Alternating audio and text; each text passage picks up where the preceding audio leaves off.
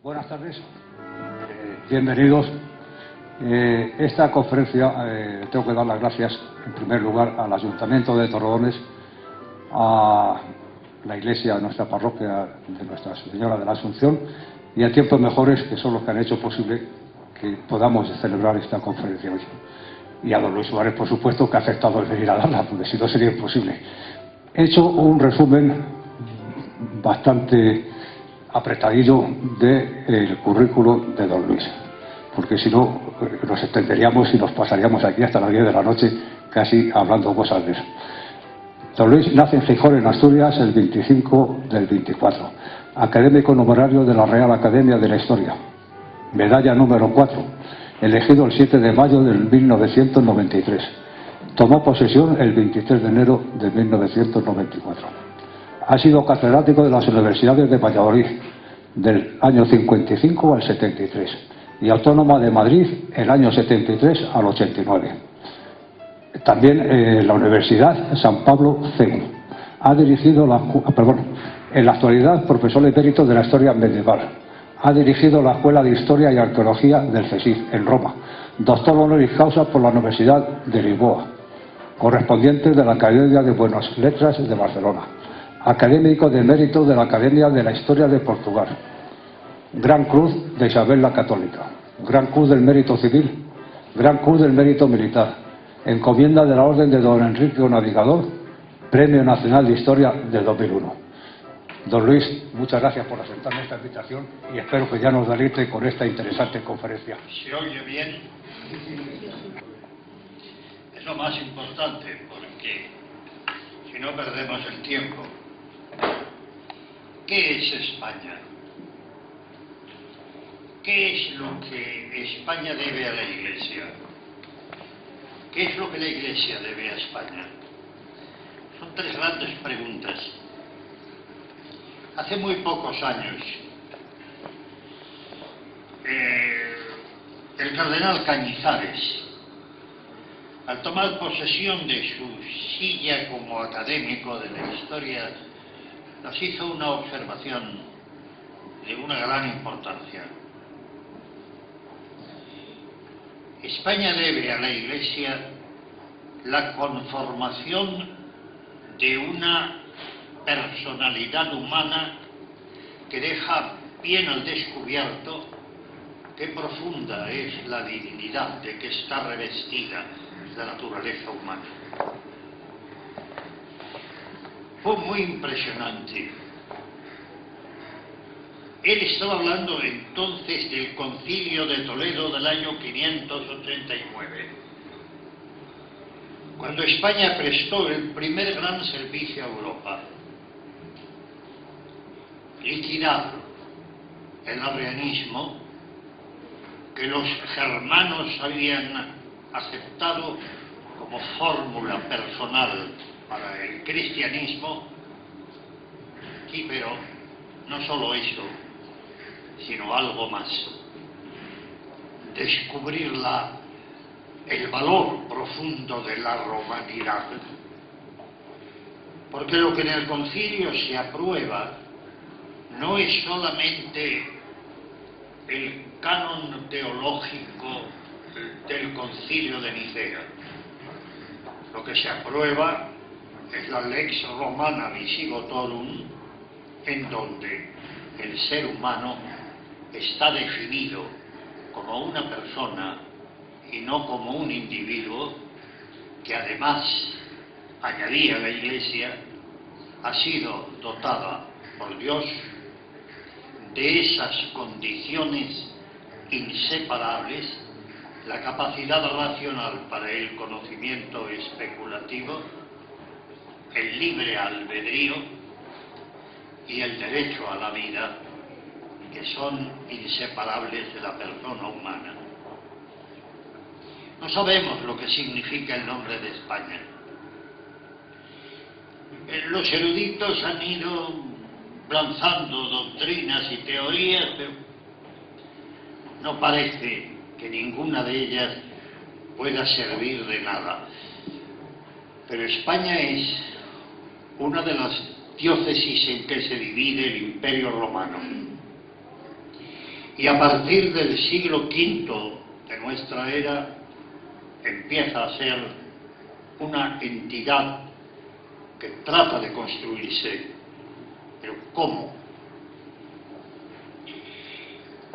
Entre el siglo VI y el siglo VII se dan dos saltos de una enorme importancia para la vida de Europa. El primero lo da San Isidoro de Sevilla, el cual, revisando toda la cultura helenística que nosotros habíamos venido a heredar, lanza dos ideas fundamentales. ¿Qué es progreso? ¿Es tener más cosas? ¿Es ser más ricos? ¿Es ser más poderosos? No. Es crecer. Es decir, es ser una persona con mayores dimensiones. ¿Cómo se consigue? Mediante el saber. Pero el saber no utilizado como ahora hacemos, como un servicio a la técnica, sino empleado para descubrir qué es la creación que depende, que procede, que vive de Dios.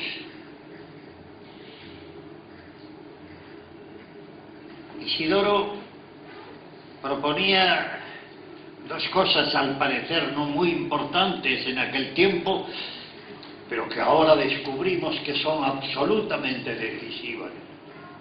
Por una parte, almacenar el saber para que no se pierda nada de lo que se ha conseguido. Todos sabemos que se ha perdido muchísimo en el transcurso del tiempo, creando armarios en donde se guarden los libros, bibliotecas. ¿Por qué se llaman bibliotecas? Porque al principio lo que se guardaban eran ejemplares de la Biblia, no otra cosa. Pero la segunda gran idea suya es que hay que transmitir este saber mediante un procedimiento de comunicación que recibe a partir de este momento un nombre, la lección. No significa sino que cogemos el libro de la biblioteca, leemos el texto y lo explicamos después. Recuerdo en una cierta ocasión que el cardenal Ratzinger, todavía nadie pensaba que iba a llegar a ser el Papa Benedicto XVI, en Madrid, dio una conferencia a un grupo de intelectuales en donde explicaba con una gran claridad estas dos ideas fundamentales, hablándonos de el error de Galileo. Normalmente se suele decir que, bueno, los jueces que juzgaron a Galileo se equivocaron. Ratzinger venía a decir sí, pero también Galileo se equivocó. Porque la ciencia no puede conseguir verdades absolutas, solo evidencias ciertas de las que nos servimos. En la época de Galileo, todo el mundo estaba convencido de que el universo era infinito. Hoy, a nadie con 2 dedos de frente se le ocurriría sostener tamaña tesis. El mundo es finito, tiene un principio y tiene un fin, y sabemos además que ese principio dista de nosotros 400 millones de años. Una cantidad enorme, sí, pero una cantidad, a fin de cuentas, un principio que conduce a un fin. Pero presionando sobre la idea de la dignidad de la naturaleza humana, esa España, a través de un continuador de San Isidoro, San Ildefonso, hizo un descubrimiento no menos importante. Si leemos despacio la Biblia, ¿qué es lo primero que aprendemos? Que la criatura más excelsa no es un varón, es una mujer. Porque Jesús no es una criatura. Jesús es el Dios encarnado, como en este libro indispensable para cualquier cristiano acaba de salir a la luz el Jesús de Nazaret de Benedicto XVI. ¿No? La criatura más excelsa es una mujer, en quien se dan las dos condiciones esenciales que destacan en la femineidad: la virginidad y la maternidad. Valores intercambiables, pero al mismo tiempo también valores inseparables. A partir de este momento, el pensamiento español va dando vueltas en torno a esta cuestión durante siglos, durante mucho tiempo, pero al final acaba reconociendo que la Inmaculada Concepción de la Virgen María significa el modo mejor de comprender cuál es el valor exquisito que tiene la femineidad. Hoy lo estamos destruyendo. Hoy estamos pidiendo a la mujer que deje de ser mujer, que se convierta en un general sin uniforme, por ejemplo, o en otra cosa por el estilo, que destruya los elementos esenciales en los cuales ha vivido la cultura humana durante siglos. Europa debe a España, entre otras cosas no menos importantes, el descubrimiento de que el saber es para entender más, que el progreso, como diría Ortega y Gasset en nuestro tiempo, es ser más y no tener más. Una frase que Juan Pablo II escogió también para sí cuando era un profesor en Cracovia. El progreso debe ser crecer, ser más, no tener más. Y por otra parte, el sentimiento, que es lo que caracteriza fundamentalmente a la femineidad, está por encima de cualquiera de las actividades humanas que muchas veces valoramos, quizá con demasiado exceso. La biblioteca y la escuela. Este era, por así decirlo, el testamento cultural que el isidorismo de España iba a dejar a Europa.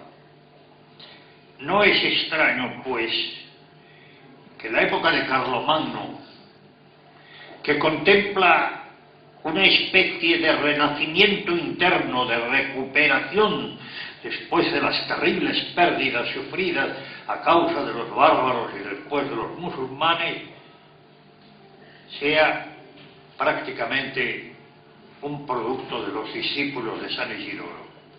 Ellos crean la escuela palatina, pero con el tiempo se convierte en el estudio general y que hoy lo llamamos universidad.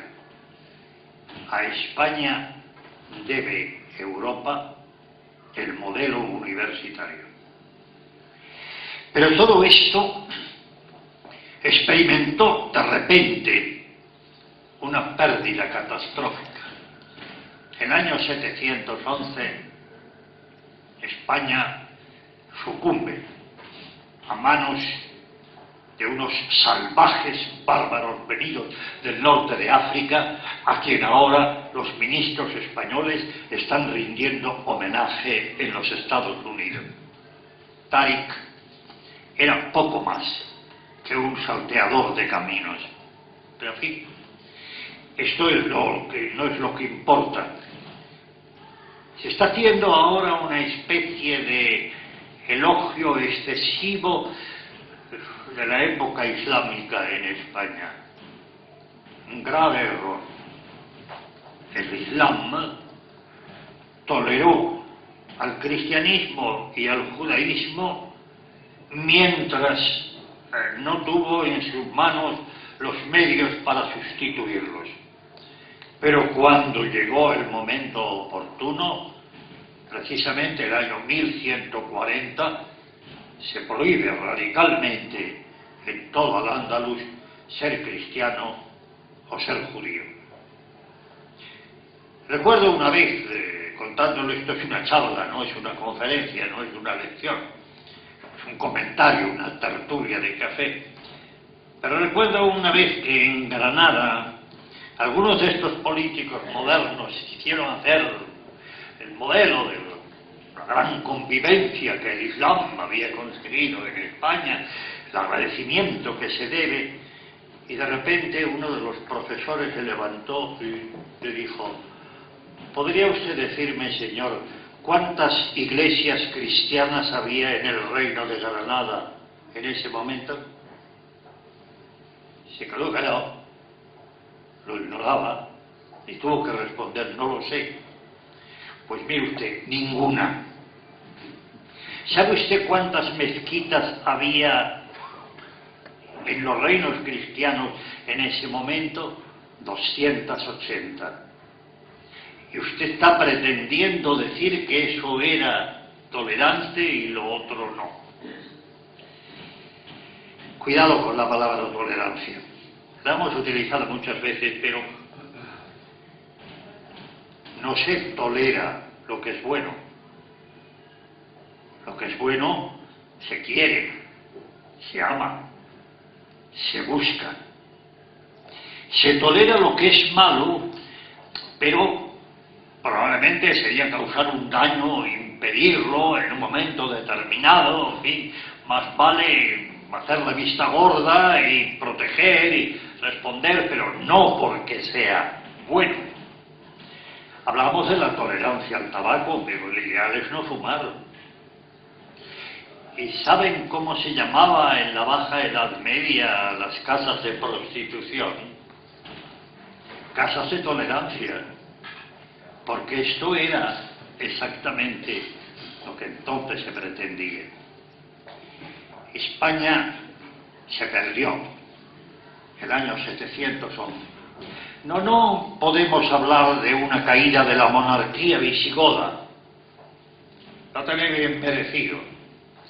Había cometido tantos errores que cualquier cosa podía ocurrir. No lo que un monje mozárabe que vive sometido al poder musulmán escribe el año 748 es esta frase: la pérdida de España. Se había perdido España, no un sistema político. Pero en ese momento recibe la noticia de que en Francia el Islam ha sido detenido por Carlos Martel en la batalla de Poitiers. Y entonces coge la pluma, pone unas líneas diciendo: Carlos y los europenses han vencido al Islam. Y aquí vino la segunda gran aportación española. Había que volver a ser Europa. Efectivamente, la península ibérica se había perdido casi por completo. ¿Qué quedaban? Los rincones perdidos por los valles. Pero ahora, como si se tratara de un milagro, de ahí que la leyenda hable de la presencia de la Virgen en Covadonga. Ningún historiador puede aceptar estas cosas. Empieza el proceso de recuperación que concluirá devolviendo a Europa el dominio del Mediterráneo, el camino de Jerusalén. Pero en este trayecto hay un acontecimiento de una enorme importancia, el año 829. Según una lejana historia cuya realidad no podemos comprobar y probablemente los historiadores no aceptamos en ningún caso, el apóstol Santiago, el hijo de Zebedeo, el hermano de Juan, no el otro Santiago que fue primo de Jesús y obispo de Jerusalén, habría sido el primero que había venido a España a traer la simiente del cristianismo. Probable que esto no sea verdad, pero no importa. Pero en el año 829 alguien descubre que en un viejo cementerio romano celta que había en las inmediaciones de la ciudad de Iria Flavia, se había encontrado un sepulcro que era el sepulcro del apóstol Santiago. Bien, no hay manera de comprobar históricamente esto. Los historiadores en general creemos que no hay una realidad detrás de este episodio, porque Santiago es el primero de los apóstoles martirizados precisamente en Tierra Santa, y toda esa historia que nos cuentan de que las reliquias fueron traídas después por sus discípulos, bueno, no cabe. Sin embargo, qué gran sorpresa para todos nosotros significó un día cuando se hicieron en el fondo de la Catedral de Santiago excavaciones arqueológicas para ver qué se descubría. Lo que se encontró es la tumba de un llamado Antinoo, que según la leyenda era el discípulo de Santiago que había traído los restos de España. Nos quedamos todos prácticamente pálidos. Pero lo importante de Santiago no es eso. Lo importante es que solo España, el campo de la estrella, Compostela y Roma, pueden afirmar que tienen en el seno de su tierra las cenizas de algunos apóstoles que vivieron con Jesús. Todos los demás se han dispersado y no sabemos exactamente en dónde. Pero de aquí nace una idea que se va completando a lo largo del tiempo, especialmente después del año 1000, la idea de que quien va a Roma, lo mismo que quien va a Jerusalén o quien va a Santiago, puede lograr un perdón total de los pecados, de tal manera que empieza a ser una persona nueva, un hombre nuevo, una mujer nueva. Esto es la peregrinación. Si abrimos las páginas del libro de Dante Alighieri, Vita Nuova, nos encontramos esta frase tan bonita y tan rotunda: solo es peregrino el que camina hacia la tumba de Jacobo. Romero, el que va a Roma. Palmero, el que encamina sus pasos a Jerusalén. Shakespeare, en el Romeo y Julieta, nos dará una expresión que no debíamos olvidar nunca: palma con palma, ese es el beso de los palmeros. Porque detrás de todo ello hay una redefinición de las raíces del cristianismo, en el sentido de que lo que hace al hombre digno e importante es el amor. No lo que ahora se llama amor, que no tiene otra cosa más que relación sexual, sino lo que el Papa Benedicto XVI ha querido recordarnos en algunos de sus libros, especialmente en ese último que les mencionaba hace poco, que es como la redefinición de todo lo que es la doctrina cristiana. Pues bien, Compostela es el símbolo del amor en Europa. Cualquiera, por grave que sea el pecado cometido, si emprende el camino de los peregrinos, terrible camino, duraba años, y llega a la tumba de Jacobo, confiesa sus pecados, se arrepiente y hace una enmendacio con debida penitencia, deja de ser lo que fuera para ser lo que verdaderamente es. Naturalmente, la influencia de esta manera de pensar acaba cambiando los sistemas políticos en la España cristiana, que poco a poco va recuperando el territorio. Después del año 1085 ya somos dueños otra vez de Toledo, ya está todo en marcha. Toledo es la clave de tantas cosas. Me perdería si tuviera que hablar de esto ahora. Cambia la estructura política porque se descubre que en el principio que alberga el ser humano, Dios, además de esas condiciones de que antes hablaba, ha insertado 3 derechos naturales: el derecho a la vida, el derecho a la libertad y el derecho a la propiedad. Esos derechos naturales no son el producto de una evolución política ni la propuesta de una determinada asamblea, son las dimensiones que Dios ha puesto en el hombre y que tienen que ser reconocidas. Hoy no lo están, en modo alguno.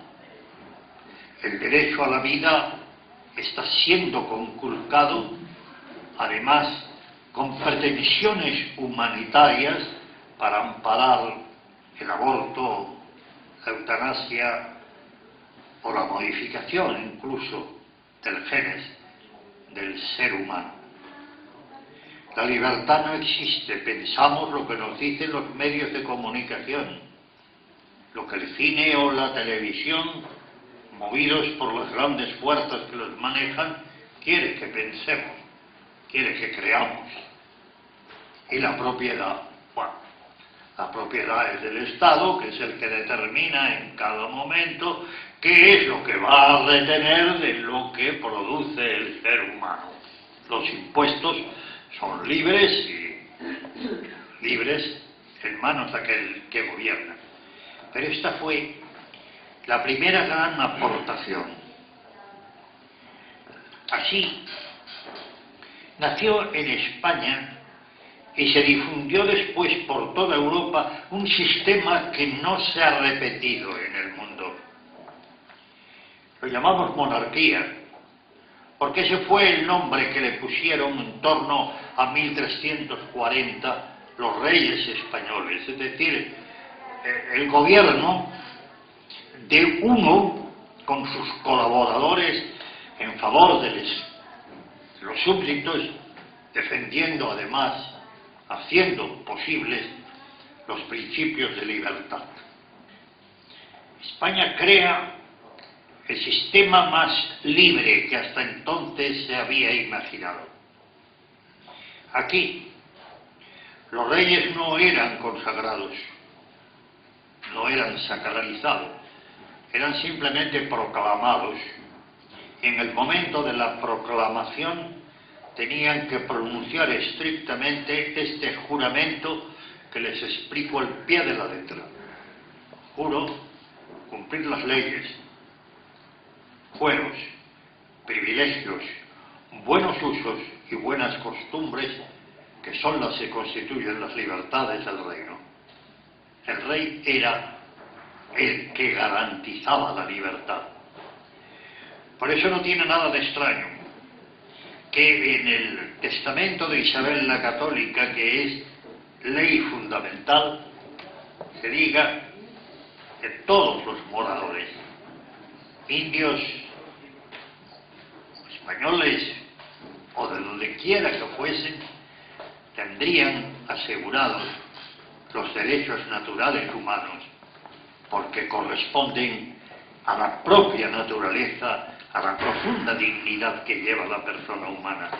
Somos el primer país del mundo que ha hecho una declaración por el estilo. Yo recuerdo una vez la emoción profunda que sentí en Washington, cuando me acerqué a ver esa especie de hornacina lujosa que seguramente muchos de ustedes conocen, en donde está el original de la Constitución de los Estados Unidos. Al leer las primeras palabras, yo pensé en el fondo de mí mismo, aquí dice, Dios ha hecho a todos los seres humanos libres, iguales, en busca de la prosperidad. Y lo que yo pensaba para mí es que Isabel la Católica habría firmado probablemente esta frase con todo entusiasmo. Era lo que España quería sentir. Pero en aquel momento España estaba dando un paso adelante todavía de mucho mayor importancia. Como todas las cosas, nacieron humildemente en un rincón cercano a Guadalajara. Unos consejeros de Pedro I, en el momento de producirse la Revolución Trastámara de 1368, decidieron apartarse del mundo para convertirse en ermitaños en una tierra que era de su propiedad en Lupiana. ¿Qué querían? Vivir la perfección de la vida cristiana, sin duda, pero al cabo de poco tiempo se dieron cuenta, bueno, pero ¿hacia dónde vamos? Solo el apartamiento del mundo. Uno de estos, Fernando Yáñez, tenía un hermano, Alfonso Yáñez, que era obispo de Córdoba, que viajaba ahora a Aviñón para entrevistarse con el Papa y le encargaron: pregúntale al Papa, ¿qué es lo que tenemos que hacer? Llegó a Aviñón y el Papa ya no estaba, había vuelto a Roma. Emprendió el camino y en la mitad de ese camino le hablaron de una mujer extraordinaria que en Siena estaba practicando la perfección cristiana y enseñando a todo el mundo, Catalina de Siena. Hoy es doctora de la Iglesia, pero cuando Alfonso Yáñez entró en su conocimiento, ni siquiera sabía leer ni escribir. Por eso, él tuvo que tomar el cuaderno de notas para ir escribiendo lo que la santa le dictaba. ¿Y qué es lo que le dictaba? Dos cosas fundamentales. La obediencia al Papa, que es el otro Cristo en la tierra, decía Santa Catalina, sin duda. Y la capacidad para descubrir uno dentro de sí mismo los grandes valores espirituales de que la naturaleza humana está dotada. Para eso es necesario ejercitarse. Se utilizaba además un modo de expresión que para nosotros resulta fácilmente comprensible. Nadie llega a ser un tenor de primera calidad si no hace ejercicios. Nadie llega a ser un gran físico si no trabaja y se ejercita. Bueno, nadie llega a ser ni siquiera un deportista que mete goles con el balón si no lo ejercita. El espíritu tiene que ejercitarse. España recibió esta doctrina y el mandato del Papa. Había que volver de nuevo a una reconstrucción interior del ser humano mediante esta ejercitación, mediante esta comunicación con Dios. Los ermitaños reunidos en la Salceda decidieron entonces tomar la regla de San Jerónimo y crear una orden, los Jerónimos. Bien, no voy a entrar en más detalles, pero no sé si dan ustedes cuenta de que Jerónimo era Lupiana, Jerónimo era después el Prado de Valladolid, Jerónimo era la Salceda de Toledo, Jerónimo fue Yuste, Jerónimo fue Guadalupe y Jerónimo fue el Escorial. Es decir, es este modo de ver la persona humana. ¿Cómo?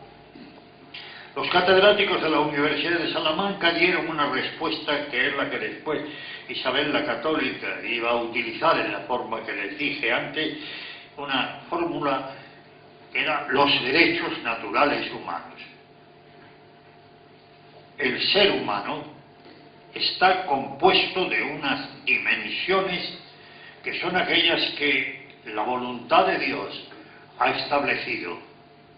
Y añadían, si será grande la dignidad de la naturaleza humana, que el propio Dios la ha escogido para sí en el momento en que quiso convertir al mundo.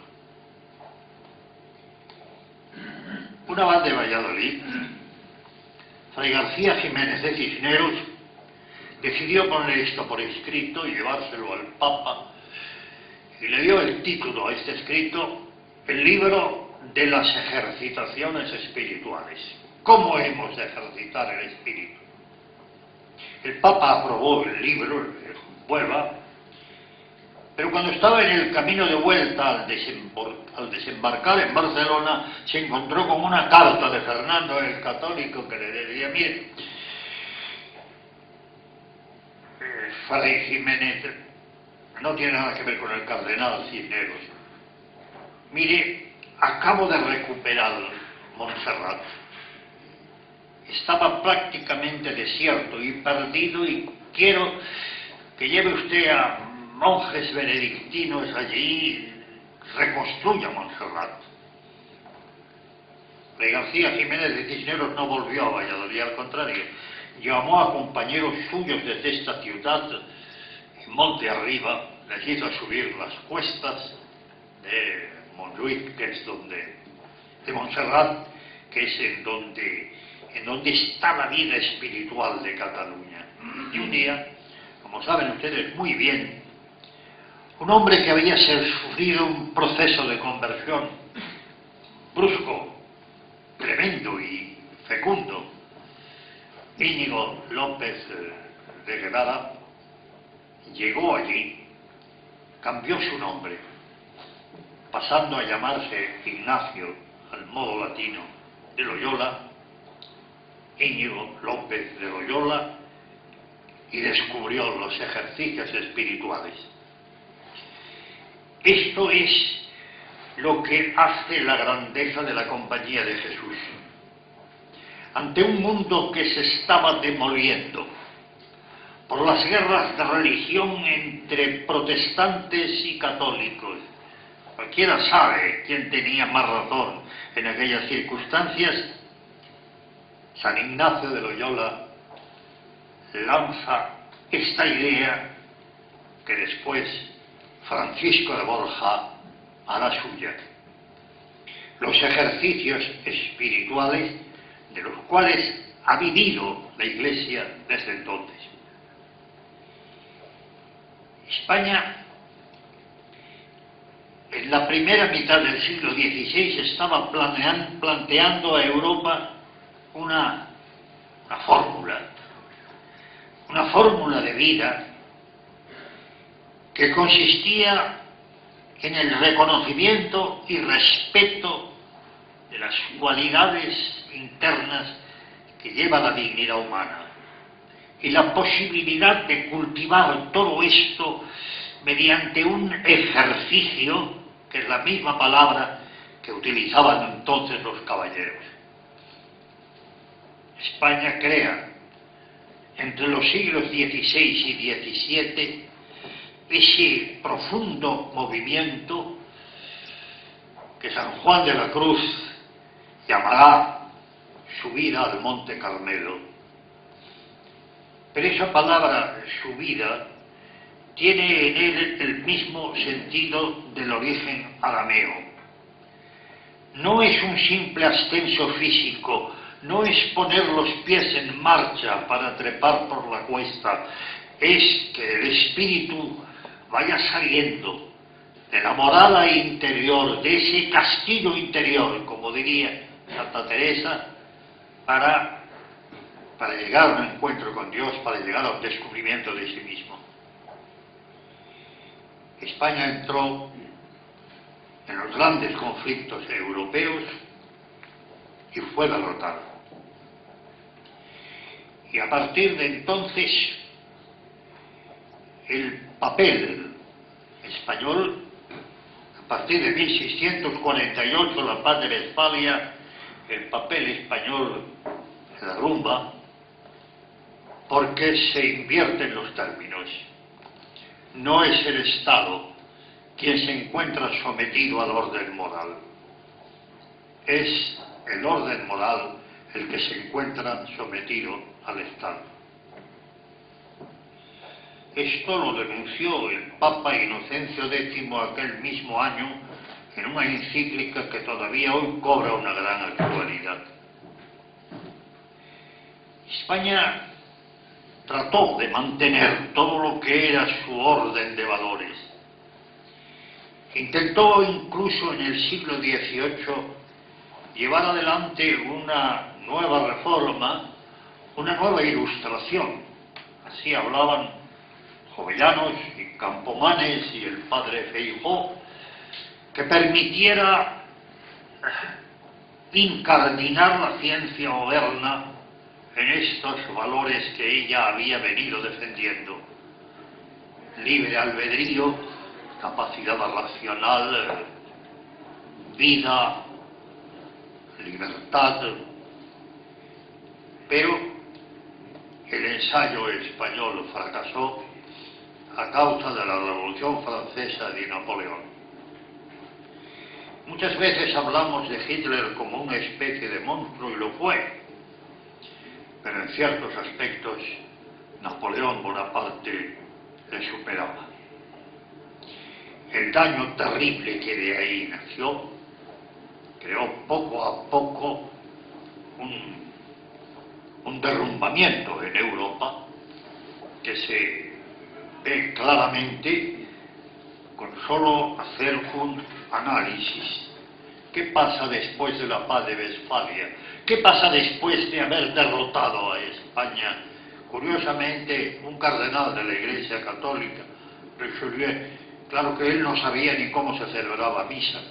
Tuvo que decirle una vez el padre José: no se preocupe, y yo le estaré a su lado y le diré todo lo que hay que hacer. ¿Qué pasó después? La paz, ¿no? La guerra. Las guerras de Luis XIV. La guerra de la Sucesión Española. La guerra de la pragmática sanción. Las guerras del Báltico. La guerra de los 7 años. Las guerras de la Revolución y del Imperio. La guerra de Crimea. La guerra del 14. La guerra del 39. Cada guerra, porque había tirado por la borda el orden moral, multiplicaba por más de 10.000 el número de muertos que se habían producido en la guerra anterior. Pero España pudo escapar, gracias a la Iglesia, de una amenaza terrible. El año 31, don Manuel Azaña, un gran político, con cuyas ideas yo nunca comulgo, pero pronunció una frase clave: España ha dejado de ser católica. Bien, esto era verdad. Curiosamente, 3 años antes, un sacerdote historiador, entre otras cosas, que había dejado su diócesis de Zaragoza para poder instalarse en Madrid e influir apostólicamente en los ambientes universitarios, alzaba una idea que el Concilio Vaticano II haría suya, la llamada universal a la santidad. España iba a proponer de nuevo una solución que el concilio hará suya y además multiplicará ampliamente, de tal manera que en este momento el Opus Dei es apenas una faceta dentro de lo que son los grandes movimientos laicales del tiempo moderno. Pero no cabe duda de que España ayudó en esa ocasión, y ayudó de una manera terrible, aportando mártires en un número que supera los que había padecido la Iglesia bajo el Imperio Romano. En 5 años las cifras se habían quedado cortas. Pero como el Papa explica con una gran claridad, en una definición moderna que todos deberíamos aprender despacio, el sufrimiento y la muerte es la clave fundamental de la redención de la humanidad por Cristo. La cruz forma una esencia. Es doloroso, indudablemente, para quien la sufre, y sobre todo para todos los parientes, amigos o compañeros de que la padecen. Pero no cabe duda de que a partir de ahí hay una raíz que brota del suelo y que poco a poco se irá convirtiendo en el arbusto en donde van a lucir nuevamente los frutos. Gracias a la Iglesia, España escapó de 2 peligros tremendos: el totalitarismo marxista y el totalitarismo neopagano, como lo llamaba el Papa, que significaba el nacionalsocialismo. Hay montones de detalles, tardaría mucho en explicarlo, por eso no quiero entrar en ello, pero que nos permiten comprender hasta qué punto el papel de la Iglesia fue decisivo para que España escapara de aquella tremenda trampa en la que al principio parecía sumergida por la violencia de una guerra civil, puede llegar a reconstruir un nuevo modo de vida. Los viejos ahora tenemos que hacer un llamamiento a los jóvenes. De ahí la importancia que tiene el acontecimiento del próximo mes de agosto. Hay una tarea que realizar. Hay una importante tarea que realizar que queda en manos de las nuevas generaciones. Recobrar para el ser humano esa profunda dignidad que España en un tiempo enseñó y que se redefine en el derecho de gentes y en todo lo que la Escuela de Salamanca había venido enseñando. Perdonen la longitud de esta charla, disculpe los errores. Gracias.